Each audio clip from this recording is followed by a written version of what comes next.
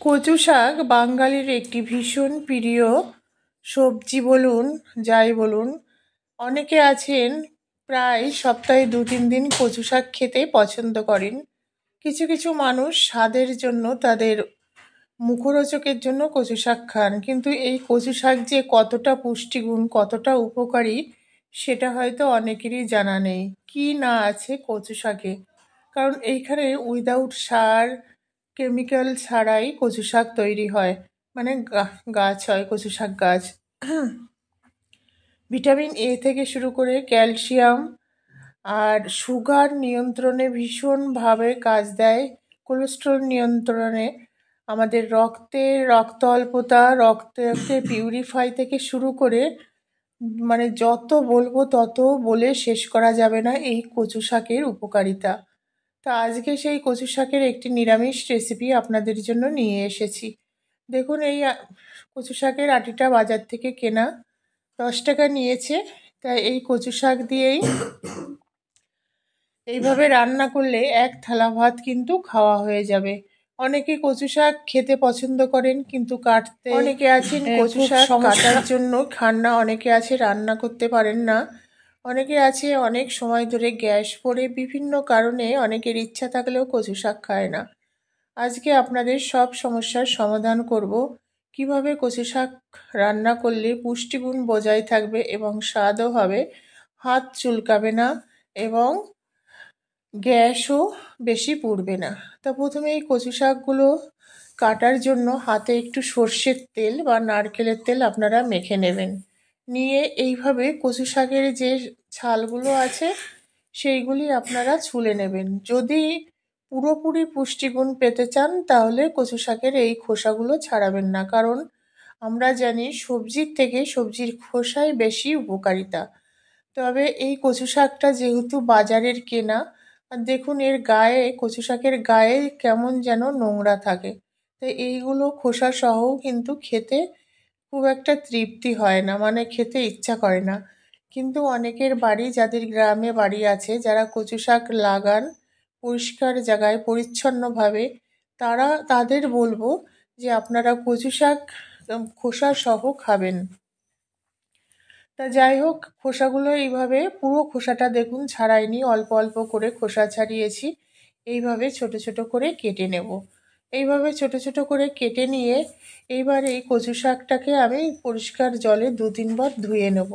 ধুয়ে নেওয়ার পর বন্ধুরা, আমি এইবার কচু শাকটাকে সিদ্ধ করব। ধুয়ে নিয়েছি দেখুন, পুরো খোসা ছাড়াইনি, যেগুলো খুবই নোংরা খোসা সেগুলো ছাড়িয়ে দিয়েছি, আর বাকিগুলো খোসা ছাড়াইনি। তাই পুষ্টিগুণ যে পুরোপুরি চলে গেছে সেটা নয়, পুষ্টিগুণ বজায় রেখেই রান্না হবে। এখানে কাঁচা ছোলাও আমাদের ভীষণ উপকারী। কাঁচা ছোলা, নুন আর কিছুটা পরিমাণ হলুদ দিয়ে এই কচু শাকটা সিদ্ধ করব। সিদ্ধ করব কতক্ষণ, অনেকে আছেন প্রেশার কুকারে দেন, তবে কচু শাক তো খুবই হালকা জিনিস, প্রেশার কুকারে দিতে গেলে এই প্রেশার কুকারটা অন্তত 5 লিটারের প্রেশার কুকার লাগবে। তাই আমি কড়াইতে দিয়েই রান্না করলাম, আর প্রেশার কুকারে দিলে একটা সিটি পড়লেই কচু শাকটা সিদ্ধ হয়ে যায়। তো এইখানে প্রথমেই গ্যাসের ফ্লেমটা হাই রেখে 5 মিনিট কুক করলে দেখুন অনেকটা কমে গেল। এইবার আর 2-3 মিনিট এটাকে কুক করলে লো ফ্লেমেই দেখুন অনেকটা জল বেরিয়ে গেছে। এইবার আমি গ্যাসটা অফ করে দেবো। গ্যাসটা অফ করে দিয়ে কচু শাকটা তুলে নেব। দেখুন পুরো গোটা রয়েছে বাট সিদ্ধ হয়ে গেছে, আর যে জলটা বেরিয়েছে এই জলটা অবশ্যই ফেলে দিতে হবে। দেখুন এইভাবে মানে এক ঝুঁটি কচু শাক এটাকে কমে কতটা হয়ে গেছে। ঠিক এইভাবে আমি ঝুড়িতে ঢেলে, অনেকের ঝুড়ি না থাকলেও স্টিলের যে ফুটো ফুটো থালাগুলি আছে সেই থালায় ঢেলে এইভাবে কচু শাকের জলটা ফেলে নেবেন। এটা আপনাকে 100% আমি গ্যারান্টি দিচ্ছি, এতটুকু হাত চুলকাবে না, আর কচু শাকের যে পুষ্টিগুণটা সেটাও কিন্তু বজিয়ে থাকবে। কচু শাক যদি সপ্তাহে 2 থেকে 3 দিন আপনারা খেতে পারেন তাহলে এটা কিন্তু রক্ত পরিষ্কার, মানে আমাদের ব্লাডকে পিউরিফাই করে। তাই এখানে আমি একটু দারুচিনি আর কিছুটা পরিমাণ গোটা জিরে শুকনো কড়াইতে ফ্রাই করে নেব। ফ্রাই করে নিয়ে এটা গুঁড়ো করে নেব। এটা একটু মশলা হিসাবে কচু শাকে দেবো, জাস্ট মুখরোচকের জন্য। আর ওদিকে আপনাদের দেখালাম নারকেল কোড়া, বাদাম, বিউলির ডালের বড়ি, কাঁচা লঙ্কা। নারকেল কোড়া বাদাম না দিলে, ছোলা না দিলে ঠিক কচু শাকটা জমেই না। নিরামিষ কচু শাক মানেই নারকেল কোড়া, ছোলা, বাদাম আর বড়ি। প্রথমে বড়ি আর নারকেল বাদামটাকে ভালোভাবে ভেজে নেব, আর পুরো রান্নাটাই সর্ষের তেলে করব। বন্ধুরা, কচু শাক যদি সঠিকভাবে রান্না করা যায় তাহলে এক কচু শাক দিয়েই পুরো এক থালা ভাত খাওয়া যায়, অন্য কিছুর প্রয়োজন হয় না। কিন্তু রান্নাটা কিভাবে করব আর কি কি উপকরণ দিয়ে করব সেটার উপরে ডিপেন্ড করে।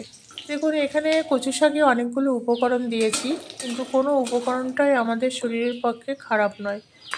যেমন নারকেল কোড়া, বাদাম, ছোলা, বড়ি। হ্যাঁ, বিউলির ডালের বড়ি একটু গ্যাস হয়, সেটা সবার নয়। তবে এই যে বড়িটা আছে, এই বড়িটা বিভিন্ন মশলা দিয়ে তৈরি করা। আপনারা নিরামিষ কিচেনে দেখে নিতে পারেন কিভাবে বাড়িতে বড়ি তৈরি করা যায়। দুটো বড়ি আছে, একটা হিঙের বড়ি আর একটা চাল কুমড়োর বড়ি। তাই এই ফোড়ন দিয়েছি 5 ফোড়ন, আর কাঁচা লঙ্কা, শুকনো লঙ্কা, নারকেল কোড়া। নারকেলটা খুব বেশি লাল লাল করে ফ্রাই করব না, হালকা ব্রাউন কালার হলেই কচু শাকটা দিয়ে দেবো। দেখুন, এই যে কচু শাক, এক কড়াই কচু শাক কমে কতটুকু হয়ে গেছে। আর এটা রান্না করলে ফাইনালি আরও কমে যাবে, কিন্তু এর টেস্ট যত রান্না করব ততই বেড়ে যাবে। তাই বন্ধুরা, যেসব বন্ধুরা কচু শাক খেতে পছন্দ করেন, একবার এইভাবে রান্না করে খেয়ে দেখুন। আর এই বড়িগুলো, ডুবো তেলে ভাজা বড়িগুলো এইভাবে ভেঙে দেবো। ভেঙে দিলে কী হবে, গোটা গোটা হবে, এর মধ্যে কচু শাক ঢুকে যাবে, খুব সুন্দর লাগে খেতে। আমার মা ছোটোবেলা থেকে কচু শাক ভীষণ ভালোভাবে রান্না করতেন। একটা গোটা নারকেল, দুটো নারকেল দিয়ে দিত। আসলে বাড়ির নারকেল তো, আর আমাদের তো এখন কিনতেও পাই না, এতটাই নারকেলের অভাব। যাই হোক, নুনটা তো আমি সিদ্ধর সময় দিয়েছি, আর নুন দেব না কচু শাকে। পরিমাণ মতো সিদ্ধর সময় দিয়ে দিলে কী হবে, নুনের জলটাও বেরিয়ে যাবে, আর শাক থেকে পরে এতটুকু জল বেরোবে না। এখানে পরিমাণ মতো একটু চিনি আর হলুদ গুঁড়ো দিয়ে দিলাম, কারণ শাক তো একটু চিনি দিতেই হয়। আর এখানে এই যে দারুচিনি আর যে গোটা জিরে আমি ভেজে গুঁড়ো করে রেখেছিলাম, সেই পাউডারটা একটু দিয়ে দিলাম, আর দিয়ে এলাম গাওয়া ঘি। বন্ধুরা, পুরো পাউডারটা লাগেনি, তাই যতটুকু লাগবে সেটাই দিয়ে দিলাম। গাওয়া ঘি দিলে একটা ভোগ গন্ধ বেরোয়, মানে ভোগের পাঁচমিশালি যেসব রান্না হয়, ভোগের থালি, সেখানে কিন্তু কচু শাকটা থাকে বেশিরভাগ জায়গাতেই, দেখবেন সে যে কোনো পুজোই হোক। তাই এইভাবে ভোগের কচু শাকও রান্না করা হয়। এইবার কচু শাকটা হয়ে গেছে, আমি নামিয়ে নিয়েছি। এর উপর দিয়ে যে ভেজে রাখা একটা বড়ি দিয়ে দেবো। এই বড়িগুলো খেতে দারুণ লাগে। শুকনো লঙ্কাটা দিয়ে দেবো যেটা রেখেছিলাম, কিছুটা কোরানো নারকেল দিয়ে দেবো, আর রোস্টেড যে বাদামটা সেটা দিয়ে দেবো। দিলেই আমার কচু শাক একদম রেডি। এবার গরম ভাতে সার্ভ করুন, দেখবেন অন্য কিছুর প্রয়োজন হবে না। আর এই কচু শাকটা রুটি দিয়ে খেতেও দারুণ লাগে। আমরা বাঙালিরা ডাল তরকারি দিয়ে রুটি খাই, একবার কচু শাক দিয়ে খেয়ে দেখুন, দেখবেন দারুণ টেস্টি হয়েছে। তো কে কে কচু শাক খেতে পছন্দ করেন কমেন্টস করে জানাবেন। আপনাদের একটা কমেন্টস আমাকে আরও মোটিভেটেড করে নতুন নতুন রেসিপি নিয়ে আসার জন্য। তো বন্ধুরা, সবাই খুব ভালো থাকবেন, সুস্থ থাকবেন, সুরক্ষিত থাকবেন। Tata, bye bye.